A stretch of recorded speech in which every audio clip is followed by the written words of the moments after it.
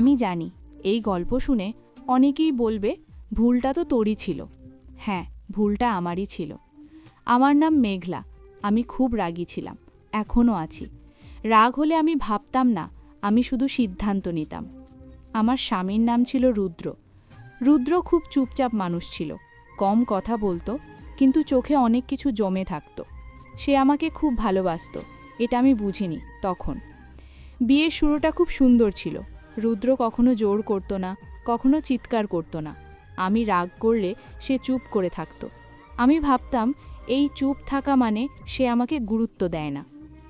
আমার মা বলতো এই ছেলে তোকে বোঝে না। বাবা বলতো এভাবে সংসার হয় নাকি।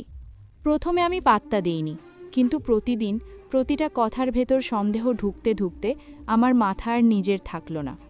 একদিন খুব ছোট একটা বিষয় নিয়ে আমাদের ঝগড়া হলো। আমি চিৎকার করছিলাম, কাঁদছিলাম, আর রুদ্র চুপ করেছিল। আমি সেই চুপ থাকাটাকেই অপরাধ বানিয়ে ফেললাম। সোজা বাবার বাড়ি চলে গেলাম। মা বলল এবার আর ফিরিস না। বাবা বলল নিজের সম্মান বাঁচা। আমি তখন রাগকে সম্মান ভেবেছিলাম। ডিভোর্সের কাগজে সই করার সময় আমার হাত কাঁপেনি, কিন্তু রুদ্রের চোখ কাঁদছিল। ডিভোর্সের পর প্রথম কয়েকদিন আমি শক্ত থাকার চেষ্টা করলাম। ভাবলাম আমি ঠিকই করেছি, কিন্তু রাতে বুঝলাম আর কেউ জিজ্ঞেস করে না খেয়েছো। জ্বর হলে কেউ চুপচাপ পাশে বসে থাকে না। রাগ করলে আর কেউ নীরবে সহ্য করে না। একদিন পুরনো ফোনে ছবি দেখতে গিয়ে হঠাৎ থমকে গেলাম।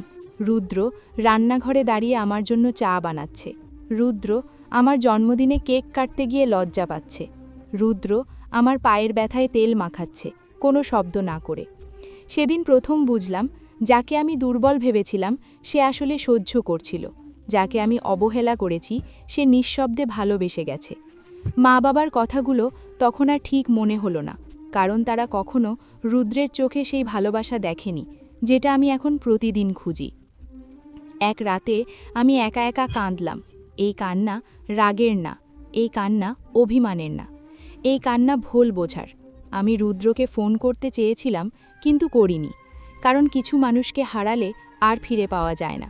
আজও আমি হাসি, কথা বলি, ভালো থাকার অভিনয় করি, কিন্তু আয়নার সামনে দাঁড়ালে নিজেকে প্রশ্ন করি আমি কি খুব দেরিতে বুঝিনি। এই প্রশ্নের কোনো উত্তর নেই, শুধু কষ্ট আছে আর সারা জীবনের অনুশোচনা। তো বন্ধুরা, আজকের এই গল্পটি তোমাদের কেমন লাগলো তা অবশ্যই কমেন্ট করে জানাতে ভুলবে না। গল্পটি ভালো লেগে থাকলে অবশ্যই গল্পটিকে লাইক করে শেয়ার করে দিও তোমাদের বন্ধুদের সাথে।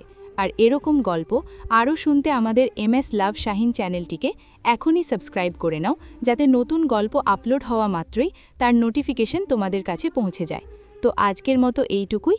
ফিরে আসবো আর একটা নতুন গল্পের সাথে। ততক্ষণ সবাই ভালো থেকো এবং সুস্থ থেকো, আর সবসময় আমাদের চ্যানেলের সাথেই থেকো।